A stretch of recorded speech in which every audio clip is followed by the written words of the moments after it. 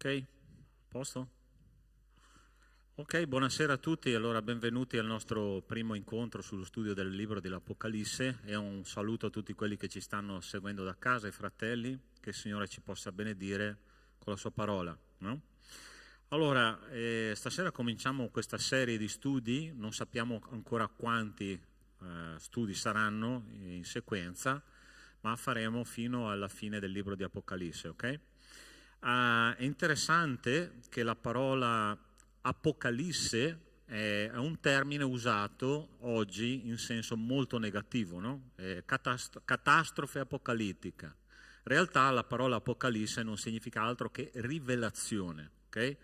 Sia qualcosa che Dio ha voluto o sta ancora rivelando ai suoi discepoli che siamo noi. Non a caso il libro di Apocalisse si apre dicendo beati coloro che ascoltano le parole di questa profezia, quindi è qualcosa di estremamente positivo per ciascuno di noi che siamo figli di Dio, no? Per capire il libro di Apocalisse noi dobbiamo partire un pochino prima, no? Perché il libro di Apocalisse è un po' ermetico se noi non lo mettiamo nella dimensione giusta, soprattutto nella dimensione storica giusta, no? Voi sapete che ci sono più di 20 interpretazioni del libro di Apocalisse, perciò no 2, più di 20. Io cercherò di darvi l'interpretazione che a me personalmente sembra la più coerente con tutti i testi biblici che noi collegheremo a questa sera e nei prossimi incontri, no? Quindi, prima di tutto preghiamo e dopo lasciamo che il Signore ci guidi in questo studio, ok? Signore nostro Dio, nostro Padre, io ti ringrazio e ti benedico per questo tempo che comincerà oggi. Non sappiamo quando sarà l'ultimo studio, ma Signore vogliamo fare un cammino con te, capendo, interpretando, Signore, questo libro meraviglioso che è una rivelazione per ciascuno di noi. Benedici coloro che sono qua, Signore, quelli che ti stanno seguendo a casa, e che veramente possiamo uscire edificati da tutto quello che diremo e faremo insieme nel nome di Gesù. Amen.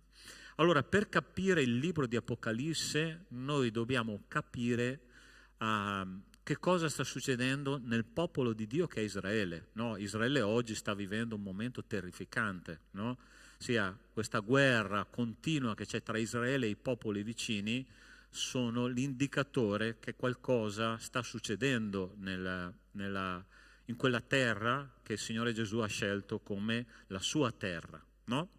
Allora, Israele nell'antichità è stato scelto come il popolo di Dio, no? E voi sapete che a un certo punto della storia, vi ricordate quando Gesù, i suoi discepoli, lui usciva dal Tempio, se tu vai in Matteo capitolo 24, sicuramente ti ricorderai di questo momento, quando i suoi discepoli facevano osservare il Tempio a Gesù, e Gesù guarda quel Tempio e dice: qui non rimarrà pietra sopra pietra, no? Questa è una profezia che Gesù ha fatto a riguardo del Tempio di Gerusalemme, che poi si è compiuta nel 70 d.C., quando il popolo romano, l'impero romano, ha invaso in un modo bellico, no? Il popolo di Israele, ma soprattutto Gerusalemme, e attraverso il generale Tito nel 70 d.C. ha distrutto Gerusalemme, e fino nell'immediato secondo dopoguerra il popolo di Israele non ha cominciato a ritornare in patria. Quindi Gesù aveva fatto una profezia ben precisa: qui non rimarrà pietra sopra pietra. Ancora oggi, là sulla spianata dove c'era il Tempio di Gerusalemme, c'è una moschea, che è la moschea di Omar. Quindi ancora oggi quella profezia è in fase di compimento, ok? Allora, se voi, non so se siete mai andati a Roma, se tu vai a vedere l'arco di Tito, no? L'arco di trionfo di Tito, sotto l'arco di trionfo c'è proprio questa scultura che rappresenta i soldati romani che stanno portando via la menorah, il candelabro del Tempio, perché lì è proprio stato saccheggiato il Tempio di Gerusalemme, e in quel momento si è compiuta la profezia proprio che il Signore Gesù ha detto che si sarebbe compiuta di lì a poco, ok? Però dal 1946 in poi si è compiuta un'altra profezia che non ha fatto Gesù, ma è stata fatta nell'Antico Testamento, che si trova nel libro di Geremia, e dice così: ecco, io raccoglierò da tutti i paesi dove li ho cacciati, nella mia ira, nel mio furore, nella mia grande indignazione, li farò tornare in questo luogo e ve li farò abitare al sicuro. Essi saranno mio popolo e sarò loro Dio.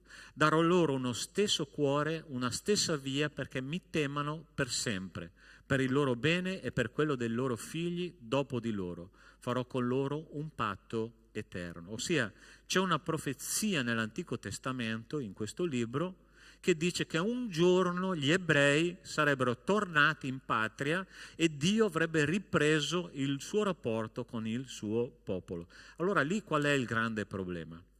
Il grande problema è che questo popolo ha rifiutato il suo Messia. Vi ricordate quando poco prima che Gesù andasse in croce, in quella drammatica riunione del popolo davanti a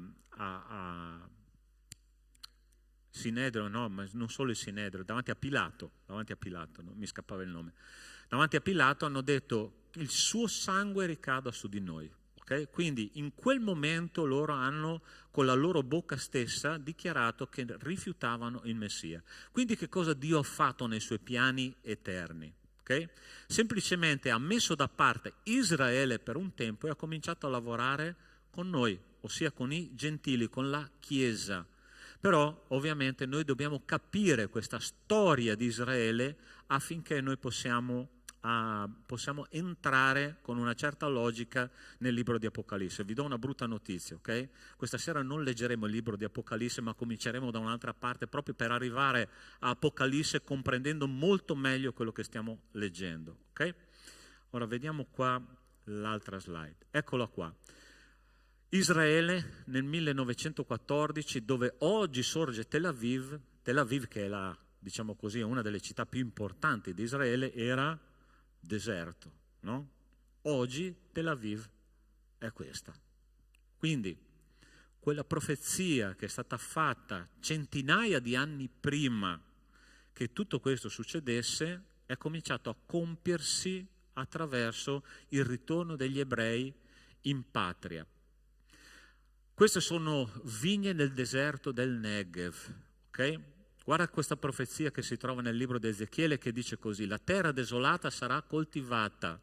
Invece di desolazione agli occhi di tutti i passanti si dirà: questa terra che era desolata è diventata come il giardino dell'Eden, e queste città che erano deserte, desolate, rovinate, sono fortificate e abitate. Voi sapete che Israele ha inventato, letteralmente inventato, il sistema di irrigazione a goccia.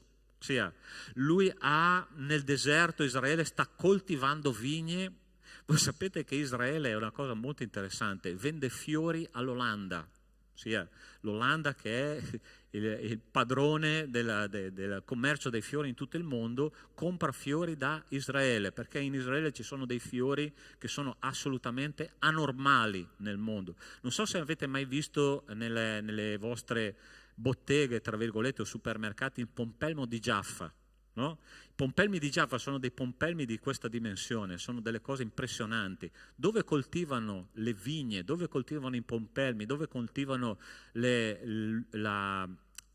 olive più pregiate in Israele? Proprio nei deserti, che sono stati irrigati con questo sistema che è stato inventato proprio dal popolo ebraico. Quindi questo deserto ha cominciato a rifiorire come il deserto, come il giardino dell'Eden.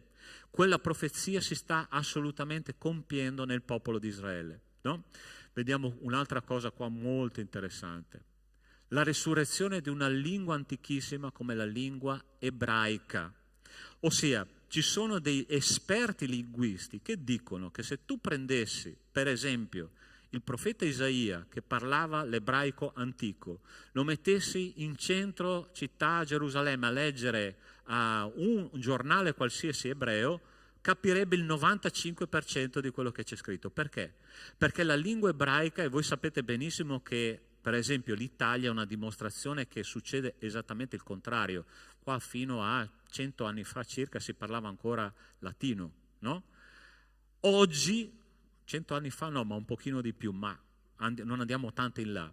ma oggi noi parliamo una lingua completamente diversa, il latino è una lingua morta, la lingua viva oggi in Italia è l'italiano corrente. In Israele la lingua non è cambiata nel corso dei secoli, ossia qualcosa, o meglio, qualcuno ha preservato questo modo di parlare in modo che la lingua fosse una lingua pura, ossia la lingua israeliana o israelita, chiamatela un po' come vorrete, è un miracolo vivente. Sia i linguisti non si spiegano come questa lingua sia rimasta tal quale durante i secoli. È come se Dio, adesso immaginiamoci questo, avesse schiacciato un pulsante di pausa nel momento in cui gli israeliani sono usciti dalla loro terra e sono andati in esilio in tutto il mondo dal 70 d.C. ad oggi, e Cristo avesse ricominciato la sua storia dal 70, cioè dal 1946 in poi. Avete capito più o meno la cosa, la situazione? Quindi anche questo è un miracolo, è un indice che qualcosa in Israele da circa 80 anni sta succedendo, ok? E vediamo il resto. Andiamo avanti perché anche questa è una cosa molto interessante. Vediamo se funziona qua. Eccola. Eccolo qua. A Gerusalemme c'è questo istituto che si chiama Temple Institute. Allora state attenti a cosa è successo. Questo Temple Institute chiaramente è finanziato dal governo israeliano. Che cosa fa questo istituto?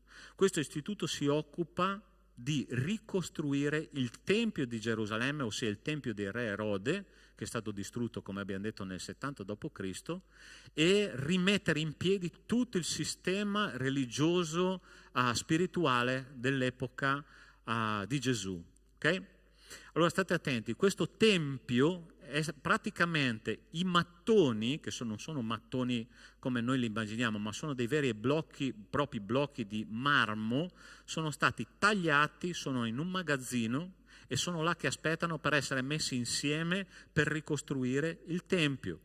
Una classe di sacerdoti è già stata addestrata per riprendere le funzioni del Tempio mosaico. Tutti gli arredi, tutti i vestiti dei sacerdoti sono già stati cuciti, assemblati perché questi sacerdoti possano riprendere le loro funzioni. E c'è una cosa molto interessante che sta succedendo. Vedete lì che c'è una mucca rossa sulla destra, no? Non è lì a caso. Allora state attenti. Nella legge mosaica, perché tu potessi accedere al Tempio, avevi bisogno che le ceneri di una mucca rossa potessero essere sparse e così gli israeliti avrebbero potuto entrare nel Tempio e cominciare le loro funzioni religiose. Allora, solo che c'è un problema. Questa mucca rossa è una razza che è scomparsa da almeno 2000 anni, ok? Però siccome gli ebrei sono il popolo di Dio, che cosa è successo? Alcuni rabbini genetisti hanno cominciato a incrociare razze di mucche diverse nel corso dei decenni, finché non sono riusciti di nuovo a ottenere la razza della mucca rossa. Perché? Perché questa mucca rossa rappresenta la possibilità di nuovo di costruire il Tempio di Gerusalemme. Un'altra cosa interessante che è successa. La menorah, che è il candelabro, no? Che c'era nel tabernacolo e nel tempio del re Erode. Quella menorah, quel candelabro, è un candelabro che poteva essere fuso in una fusione unica soltanto di un pezzo unico di oro. Okay? Non potevano essere vari pezzi. Allora, qualche anno fa, c'è una notizia che è uscita su dei giornali specializzati, si è scoperto una pepita di oro in Sudafrica di circa 120 kg e quella pepita qualche giorno dopo è stata comprata, indovinate da chi? Dai rabbini israeliani che hanno preso la pepita, hanno fuso la pepita e hanno fatto subito la menorah per poterlo mettere di nuovo nel tempio che loro prevedono di ricostruire. L'unica cosa che manca, ovviamente, è la più importante di tutti, è l'Arca dell'Alleanza, che gli ebrei pensano di sapere dove si trova, ci sono due possibilità: o dietro le mura del vecchio tempio, che oggi come oggi è in mano a chi? Agli arabi, e quindi loro non possono entrare in quella stanza che loro ritengono dove ci sia l'arca. L'altra possibilità è che ci sia un piccolo tempio in Etiopia dove viene conservata proprio l'arca dell'alleanza, che in qualche modo è arrivata là per un semplice motivo. Vi ricordate che il re Salomone... Okay? Però siccome gli ebrei sono il popolo di Dio, che cosa succede? Sto sentendo il ritorno. Ok. Voi sapete che il re Salomone ha avuto rapporti con la regina di Saba, no? E pare, sembra, non è una teoria che possiamo verificare, che l'arca dell'alleanza sia stata trasportata in Etiopia attraverso la regina di Saba. Però che sia da una parte o dall'altra, la parola di Dio ci farà vedere che in qualche modo il tempio sarà ricostruito e l'arca sarà rimessa lì. Perché succederà questo? Per un semplice motivo: perché c'è qualcuno che ha un profondo interesse a ricostruire questo tempio, e questo uomo che si manifesterà fra poco si chiama Anticristo. L'Anticristo avrà un grandissimo interesse a ricostruire il Tempio di Gerusalemme, che è il terzo Tempio, perché quando lui riuscirà a fare pace fra tutti i popoli, e questa sarà una cosa che ritornerà spesse volte, no? Sia pace e sicurezza, che sono parole che vengono ripetute specialmente nel libro di Tessalonicesi, nella lettera di Paolo ai Tessalonicesi. Quando ci saranno pace e sicurezza, allora questo uomo del peccato, lo chiama la parola di Dio, si manifesterà, e quindi il popolo di Israele sarà sottomesso in quel momento a quest'uomo del peccato, che viene ovviamente da Satana. Okay? Ma adesso vi ho fatto un'introduzione generale. Quindi entriamo adesso con qualche testo biblico fondamentale. Partiamo dal libro di Daniele. Io vi invito ad aprire la parola di Dio, e da lì cominceremo a studiare quello che poi diventerà il nostro ingresso a tutti gli effetti nel libro di Apocalisse. Daniele capitolo 9, versetto da 20 a 27. Questa è la famosa profezia delle 70 settimane, ok? La profezia delle 70 settimane, che ci fa capire che la storia che viene raccontata nella maggior parte dei testi dell'Apocalisse riguarda proprio il popolo di Israele. Allora, introduzione. Daniele era in cattività insieme al suo popolo, no? Presso il re di Babilonia, e lui stava pregando intensamente per il suo popolo, e Dio dà una risposta a un certo punto dopo la sua preghiera, e gli dà questa famosa profezia delle 70 settimane, che noi dobbiamo capire bene, perché questa sarà la cosa più importante che succederà nel libro di Apocalisse. Okay? Dice così il testo: io parlavo pregando e confessando il mio peccato e il peccato del mio popolo Israele, e presentavo la mia supplica al Signore, al mio Dio, per il monte santo del mio Dio. Mentre stavo ancora parlando in preghiera, quell'uomo Gabriele, che avevo visto prima nella visione, mandato con rapido volo, si avvicinò a me all'ora dell'offerta della sera. Egli mi rivolse la parola e disse: Daniele, io sono venuto perché tu possa comprendere quanto hai cominciato a pregare. C'è stata una risposta e io sono venuto a comunicartela, perché tu sei molto amato. E dunque, fa dunque attenzione al messaggio e comprendi la visione. 70 settimane sono state fissate riguardo al tuo popolo e alla tua santa città, per far cessare la perversità, per mettere fine al peccato, per espiare l'iniquità e stabilire una giustizia eterna, per sigillare visione e profezie e per ungere il luogo santissimo.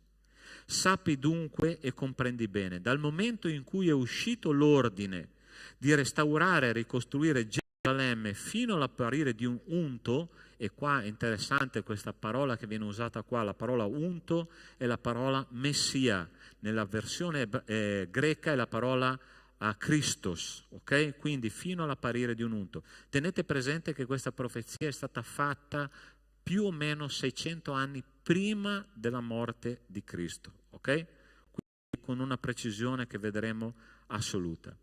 Ci saranno 7 settimane e 62 settimane. Essa sarà restaurata e ricostruita piazza e mura, ma in tempi angosciosi. Dopo le 62 settimane un unto sarà soppresso, nessuno sarà per lui, il popolo d'un capo che verrà distruggerà la città e il santuario, e la fine verrà come un'inondazione, ed è decretato che vi saranno devastazioni sino alla fine della guerra. Egli stabilirà un patto con molti per una settimana, in mezzo alla settimana farà cessare sacrificio e offerta. Sulle ali delle abominazioni verrà un devastatore. Il devastatore commetterà le cose più abominevoli finché la completa distruzione che è decretata non piombi sul devastatore. Allora, io credo che in questo momento voi avete capito molto poco di quello che è stato letto, ma per un semplice motivo, perché dobbiamo mettere questa profezia nel contesto giusto. Allora, state attenti. Allora qui in questo testo lui parla di 69 settimane più una, e dopo vi dico il perché, no? Daniele era in cattività e lui stava pregando per chi? Per il popolo di Israele, ossia per il suo popolo. È arrivato questo angelo e gli ha detto Daniele, ci sono 70 settimane, però queste 70 settimane sono divise in questo modo. Prima 7 settimane, poi altre 62 settimane e poi l'ultima settimana che è un'altra cosa ancora che succederà proprio descritta in modo chiaro e dettagliato nel libro di Apocalisse. Ma la prima cosa che dobbiamo capire è per chi è stata scritta questa profezia? Per il popolo di Israele, ok?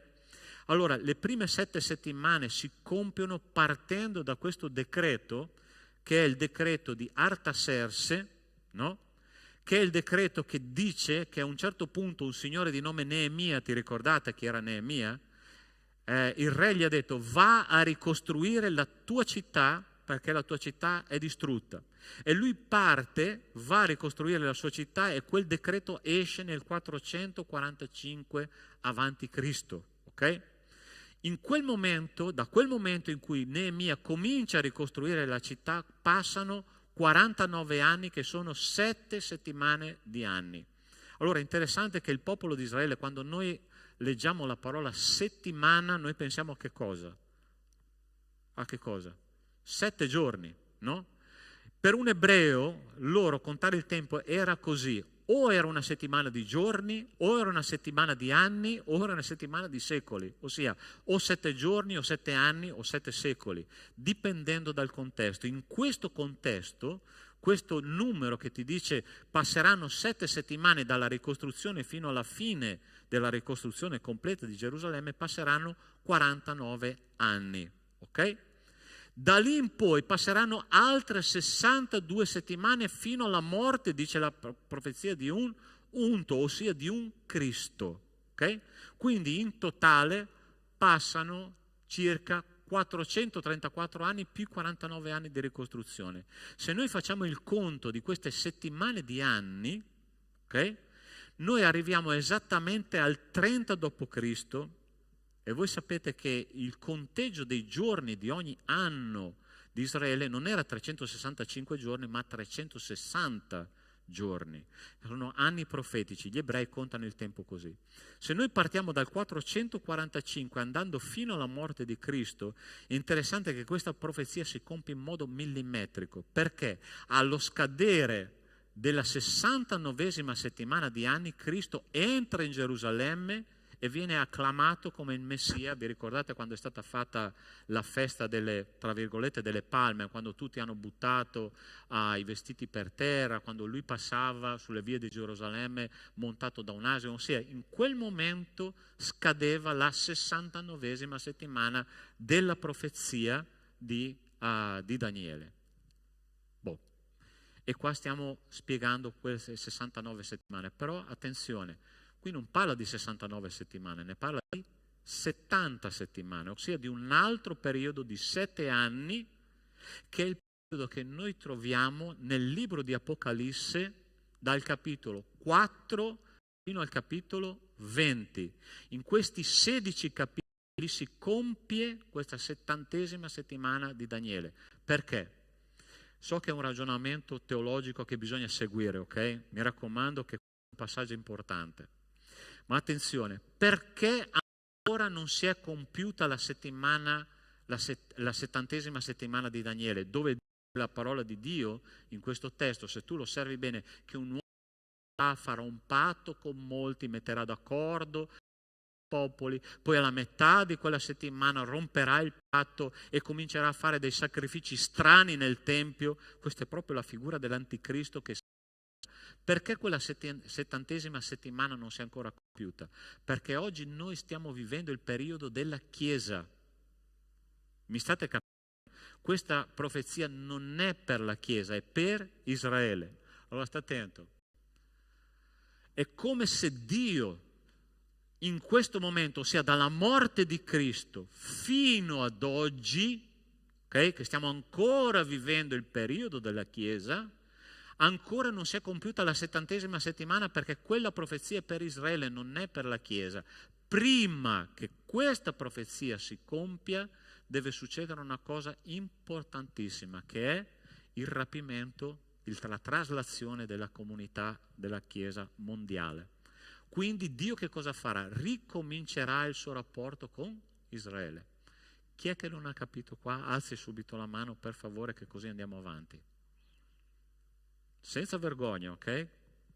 Avete capito questa storia delle 69 settimane, prima 7 settimane di anni, poi 62 settimane di anni? Dio ha schiacciato un pulsante, ha detto stop, perché adesso comincia il periodo della Chiesa e fino ad oggi stiamo vivendo questo periodo. Quando Cristo rapirà la Chiesa, allora comincerà la 70ª settimana di Daniele. Perché? Perché in quel momento Dio ricomincerà ad avere un rapporto con Israele. Ma attenzione, perché abbiamo fatto quel ragionamento all'inizio con tutto quello che sta succedendo in Israele? Perché la preparazione è già in atto da circa 80 anni.